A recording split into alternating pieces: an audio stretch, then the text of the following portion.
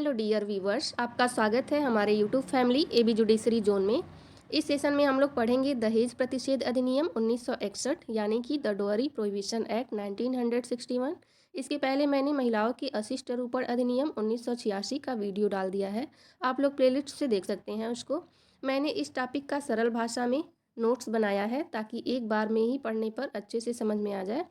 जैसे कि UP judiciary में जीके यानी कि जनरल नॉलेज के पेपर में 9 माइनर एक्ट जोड़े गए हैं, तो इन सभी एक्ट का हम सीक्वेंस से वीडियो बनाएंगे। आप लोग सभी एक्ट को सरल भाषा में पढ़ने के लिए जुड़ सकते हैं हमारे यूट्यूब फैमिली से, और इसकी पीडीएफ के लिए ज्वाइन कर सकते हैं हमारा Telegram channel AB judiciary zone. आइए समझ लेते हैं इन एक्ट को। यहाँ से देख लेते हैं। इस एक्ट का नाम है दहेज प्रतिषेध अधिनियम 1961 यानी कि द डोअरी प्रोहिबिशन एक्ट 1961। अधिनियम संख्यांक है इसका 28 और यह 20 मई 1961 को अधिनियमित हुआ था तथा 1 जुलाई 1961 से लागू हुआ है। तो ये दोनों डेट आप लोग अच्छे से ध्यान रखिएगा। इसमें टोटल 10 धाराएं हैं यानी कि 10 धाराएं हैं। उद्देश्य देख लेते हैं। इसका उद्देश्य है दहेज लेने और देने को प्रतिषेध करना, यानी कि दहेज लेना और देना प्रतिषेध किया गया है इस एक्ट के द्वारा। आगे देख लेते हैं कि इसमें कितनी धाराएं हैं। धारा 1 में दे रखा है संक्षिप्त नाम, विस्तार और प्रारंभ। धारा 2 में दे रखा है दहेज की परिभाषा। धारा 3 में दे रखा है दहेज लेने या देने के लिए दंड। धारा 4 दहेज मांगने के लिए दंड। धारा 4A यानी कि 4 क विज्ञापन पर पाबंदी। और धारा 5 में दे रखा है दहेज लेने और देने का करार शून्य होना। आगे नेक्स्ट सेक्शन 6 में दे रखा है दहेज का पत्नी या उसके उत्तराधिकारियों के लाभ के लिए होना। धारा 7 में दे रखा है अपराधों का संज्ञान। धारा 8 अपराधों का कुछ प्रयोजनों के लिए संज्ञेय, अजमानती तथा अशमनीय होना। और धारा 8A में दे रखा है कुछ दशाओं में प्रमाण भार। नेक्स्ट 8B धारा 8 ख में दे रखा है दहेज प्रतिषेध अधिकारी के बारे में।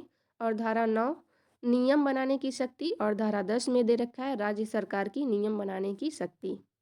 इन सभी धाराओं को आप 1-2 बार पढ़ लेंगे तो आप लोगों को याद हो जाएगा, क्योंकि एग्जाम में अक्सर पूछ लिया जाता है कि कौन सी धारा में क्या प्रावधान किया गया है। आइए अब इन सभी धाराओं को डिटेल में पढ़ लेते हैं। धारा 1 देखते हैं संक्षिप्त नाम, विस्तार और प्रारंभ। तो नाम है इसका दहेज प्रतिषेध अधिनियम 1961। विस्तार है इसका संपूर्ण भारत पर। और प्रारंभ है इसका, प्रारंभ का डेट है 1 जुलाई 1961। आइए पढ़ लेते हैं। धारा 2 दहेज की परिभाषा। धारा 2 दहेज की परिभाषा। दहेज की परिभाषा से तो हमारे भारत में सभी लोग भली भांति परिचित हैं, लेकिन फिर भी पढ़ लेते हैं इस एक्ट में किस प्रकार इसकी परिभाषा दी गई है। देख लेते हैं यहाँ से। विवाह के एक पक्ष द्वारा दूसरे पक्ष को या विवाह के किसी भी पक्ष के माता पिता या अन्य व्यक्ति द्वारा विवाह के दूसरे पक्ष या किसी अन्य व्यक्ति को विवाह करने के संबंध में विवाह के समय या पूर्व या पश्चात अप्रत्यक्ष या प्रत्यक्ष रूप में दी जाने वाली या दिए जाने के लिए वादा, प्रतिज्ञा या फिर वचन की गई किसी संपत्ति या मूल्यवान प्रतिभूति को दहेज कहते हैं। किंतु मेहर यानी कि दहेज की परिभाषा के अंतर्गत मेहर नहीं आएगा जिस पर मुस्लिम शरीयत विधि लागू होती है। तो इसमें कुछ खास पढ़ना नहीं है। आगे देख लेते हैं। धारा 3 दहेज लेने या देने के लिए शास्ति यानी कि दंड। सब क्लास 1 इस अधिनियम के प्रारंभ होने के पश्चात जो कोई भी दहेज देता या लेता है या लेने या देने के लिए उकसाता है तो वह 5 वर्ष का कारावास प्लस 15,000 रुपये जुर्माना या दहेज की मूल्य की राशि से जो भी अधिक हो दंडनीय होगा। तो यह अवधि आप लोग याद रखिएगा कि 5 वर्ष का कारावास और 15,000 का जुर्माना या फिर दहेज जितना दिया गया है उसके मूल्य की राशि से जो भी अधिक होगा दिया जाएगा दंड। आगे देख लेते हैं। परंतु न्यायालय 5 वर्ष की अवधि को घटा सकता है, यानी कि अगर कोर्ट चाहे तो परिस्थितियों के अनुसार जो 5 वर्ष का इसमें कारावास दिया जाता है उसको कम कर सकता है। इसके एक्सेप्शन भी है, अपवाद भी हैं, देख लेते हैं सब क्लास 2 में। उपरोक्त कोई बात निम्न पर लागू नहीं होगी। देख लेते हैं। विवाह के समय वधू को दी गई भेंटें यानी कि जो गिफ्ट देते हैं लोग वो सब नहीं आएगा। विवाह के समय वर को दी गई भेंटें, इसमें भी कंडीशन है, क्या पढ़ लेते हैं। इसमें जो भी भेंट या गिफ्ट दिया गया है इसमें कोई मांग न किया गया हो और ऐसी भेंटें इस अधिनियम के अधीन बनाई गई सूची के अंतर्गत हों। आगे पढ़ लेते हैं। परंतु यदि भेंटें वधू के पक्ष से दिया गया हो तो ऐसी भेंट प्रथागत प्रकृति की होनी चाहिए तथा देने वाले की वित्तीय हैसियत से ज़्यादा नहीं होना चाहिए। आगे पढ़ लेते हैं सेक्शन 4। यहाँ से देख लेते हैं धारा 4 दहेज मांगने के लिए दंड। धारा 3 में क्या था, दहेज लेने या देने के लिए दंड था, और धारा 4 में है दहेज मांगने के लिए दंड। पढ़ लेते हैं। जो कोई विवाह के किसी भी पक्ष से दहेज मांगेगा वह 6 महीने से लेकर के 2 वर्ष तक के कारावास और 10,000 रुपये जुर्माने से दंडित किया जाएगा। इसमें भी वही है कि यदि कोर्ट चाहे तो 6 महीने से जो कारावास है उसका कम कर सकती है, घटा सकती है। तो यहाँ पे एक चीज़ याद रखेंगे कि कम से कम 6 महीने तक का और अधिक से अधिक 2 वर्ष तक का हो सकता है कारावास, और 10,000 रुपये जुर्माने इसके अंतर्गत दिए गए हैं। आगे पढ़ लेते हैं धारा 4A विज्ञापन पर पाबंदी। इसको डिटेल में पढ़ लेते हैं। धारा 4 हमने अभी पहले ही देखा है ऊपर, दहेज मांगने के लिए शास्ति में इसका कितना है दंड, तो 6 मंथ से लेकर के 2 साल तक है और 10,000 रुपये है। आगे देख लेते हैं धारा 4 का विज्ञापन पर पाबंदी। किसी समाचार पत्र या पत्रिका या किसी अन्य माध्यम से अपने पुत्र पुत्री या रिश्तेदार के विवाह के उपलक्ष्य में अपने कारोबार में अंश यानी कि शेयर या अन्य संपत्ति में कोई अंश या धन या दोनों देने का प्रयास करता है या ऐसे किसी विज्ञापन को मुद्रित प्रकाशित करता है या प्रचारित करता है तो 6 महीने से लेकर 5 वर्ष तक के कारावास और 15,000 रुपये तक का जुर्माना से दंडनीय होगा। और इसमें भी प्रोवाइजो है, परंतु न्यायालय चाहे तो 6 महीने की अवधि को घटा सकता है। तो अभी हम लोगों ने सेक्शन 4 में देखा कि क्या दंड था, तो इसमें 6 महीने से लेकर के 2 साल तक था और 10,000 जुर्माना था। और धारा 4 क में है 6 महीने से लेकर के 5 वर्ष तक का कारावास और 15,000 रुपये तक का जुर्माना। तो आप लोग इसको अच्छे से याद रखिएगा ताकि कन्फ्यूजन ना हो दोनों धाराओं के दंड में। आगे देख लेते हैं धारा 5। धारा 5 दहेज लेने और देने का करार शून्य होना।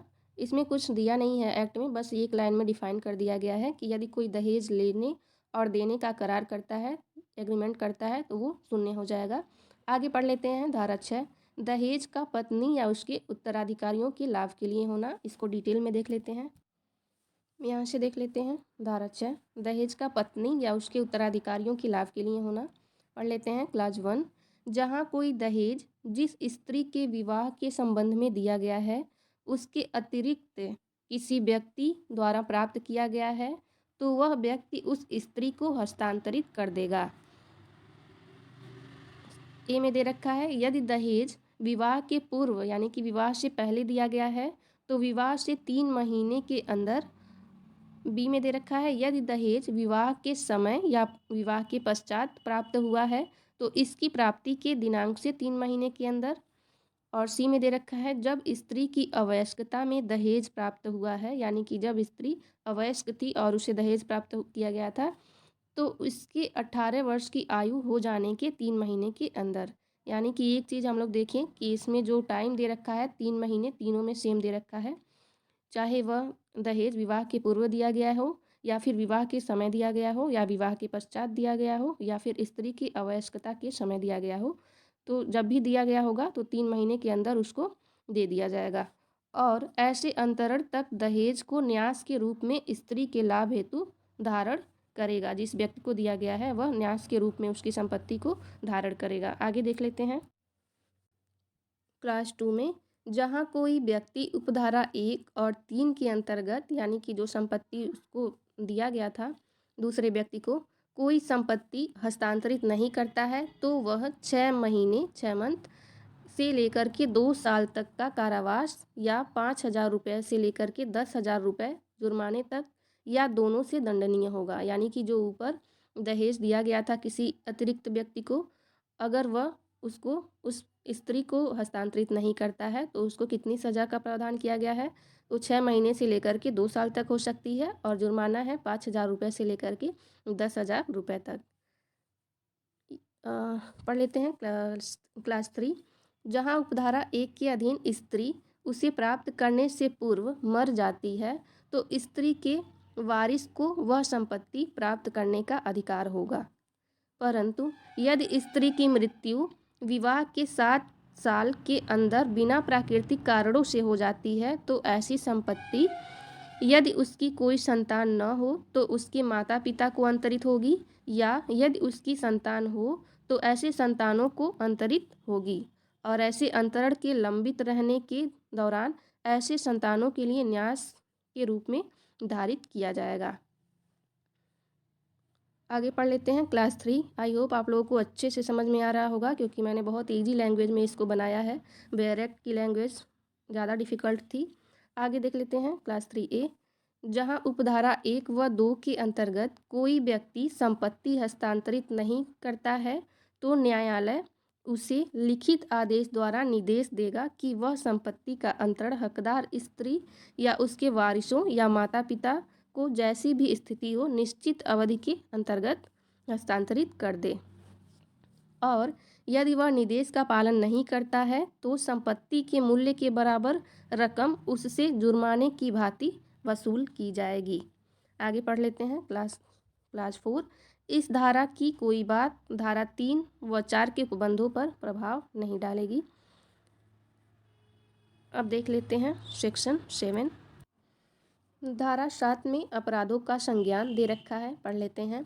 CRPC यानी कि दंड प्रक्रिया संहिता, और यदि आप लोगों से नए एक्ट के बारे में कहा जाए तो नागरिक सुरक्षा अधिनियम में कोई बात अंतर्विष्ट होते हुए भी ए में दे रखा है किसी अपराध का विचारण महानगरीय मजिस्ट्रेट या प्रथम श्रेणी न्यायिक मजिस्ट्रेट करेगा। यहाँ मैं आप लोगों को बता दूं कि जो नया बना हुआ है नागरिक सुरक्षा अधिनियम CRPC के जगह पे, वहाँ पे महानगरीय मजिस्ट्रेट को हटा दिया गया है।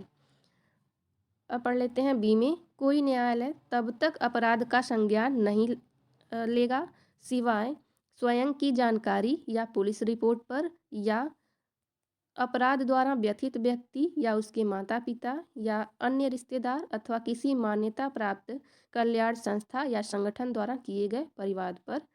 यानी कि वह संज्ञान किस आधार पर ले सकता है, तो या तो स्वयं की जानकारी पर ले सकता है, या पुलिस रिपोर्ट पर, या फिर जो अपराध से पीड़ित व्यक्ति है, व्यथित व्यक्ति है उसके, या फिर उसके माता पिता या फिर अन्य रिश्तेदार तथा किसी मान्यता प्राप्त कल्याण संस्था या संगठन के द्वारा किए गए परिवाद पर ले सकता है। आगे देख लेते हैं।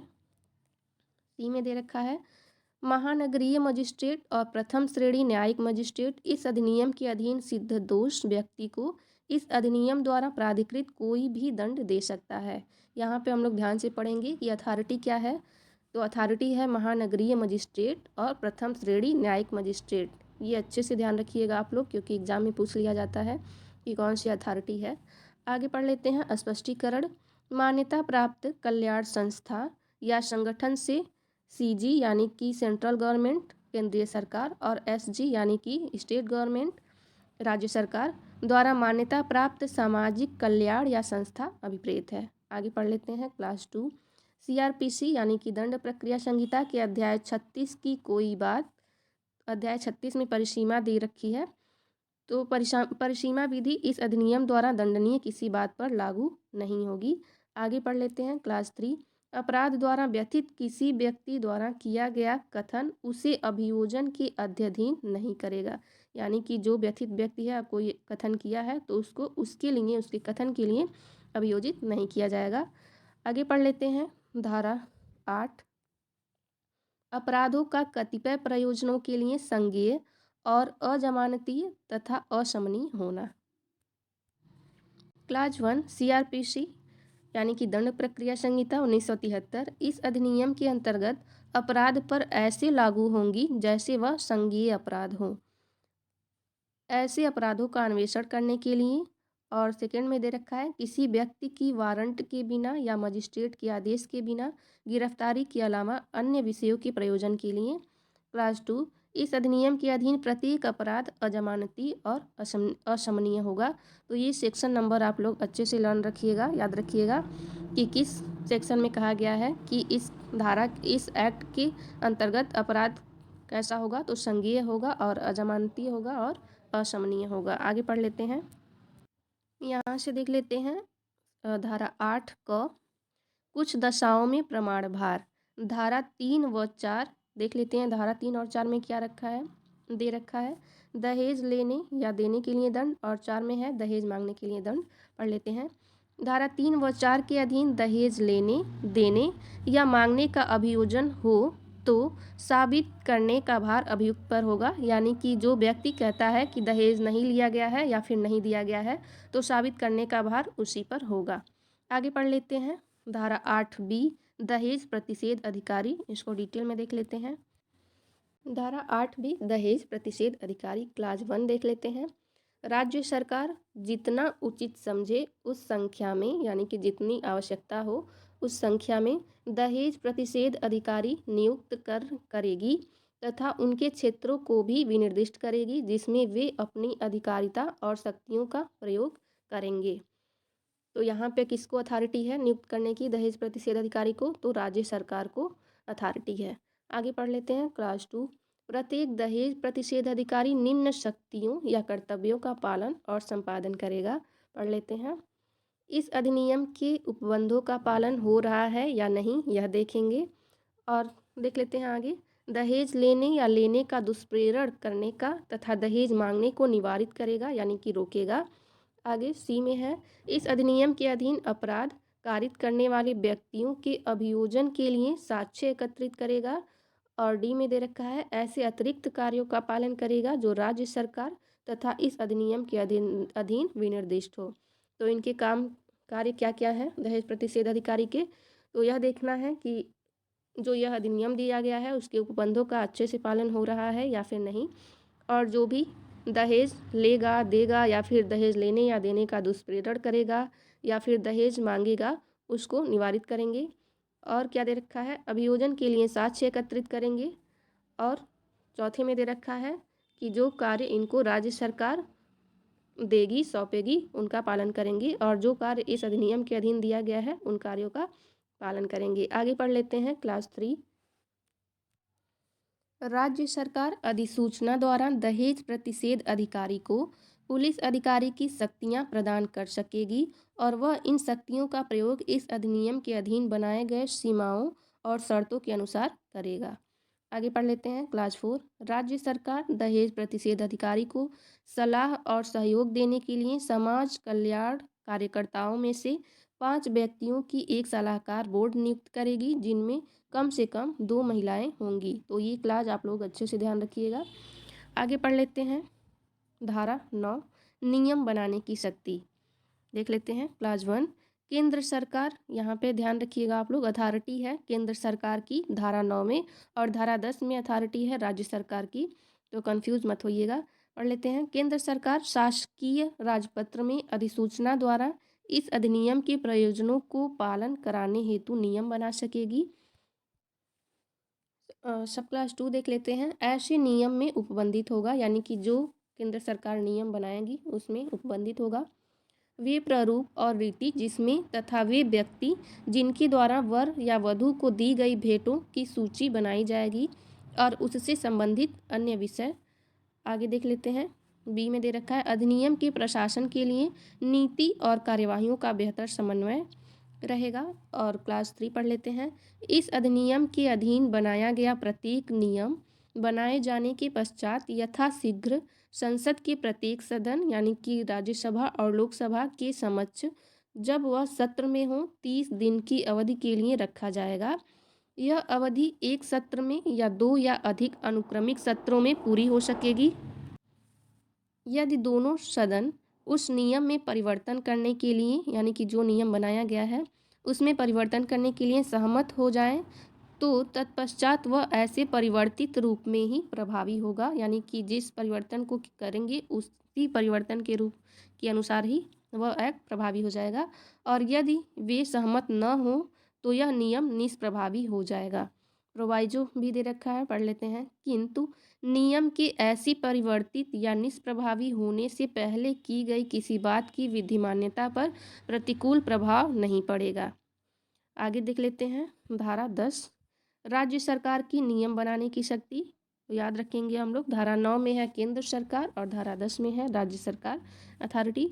पढ़ लेते हैं। क्लास 1 राज्य सरकार शासकीय राजपत्र में अधिसूचना द्वारा इस अधिनियम के प्रयोजन के पालन के लिए नियम बना सकेगी। क्लास 2 ऐसे नियम में निम्न उपबंधित करेंगे। क्लास 2A दहेज प्रतिषेध अधिकारी द्वारा पालन किए जाने वाले अतिरिक्त कृत्य यानी कि कार्य। और क्लास 2B दहेज प्रतिषेध अधिकारी द्वारा प्रयोग किए गए सीमा और शर्तें के बारे में रहेगा। क्लास 3 पढ़ लेते हैं।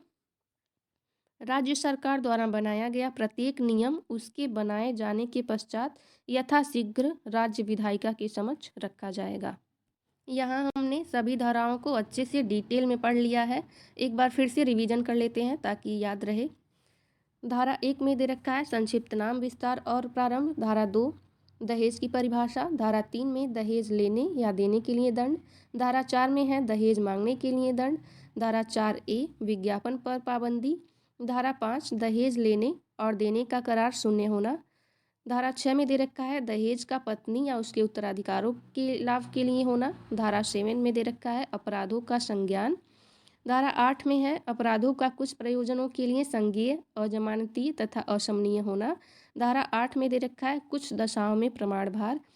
धारा 8B दहेज प्रतिषेध अधिकारी। धारा 9 नियम बनाने की शक्ति किसकी है, यहाँ पे केंद्र सरकार की है। और धारा 10 में राज्य सरकार की नियम बनाने की शक्ति है। आई होप आप लोगों को पूरा एक्ट अच्छे से समझ में आया होगा और आप लोग अच्छे से पढ़ते रहिए और बार बार रिवीजन करते रहिए। Thank you for watching.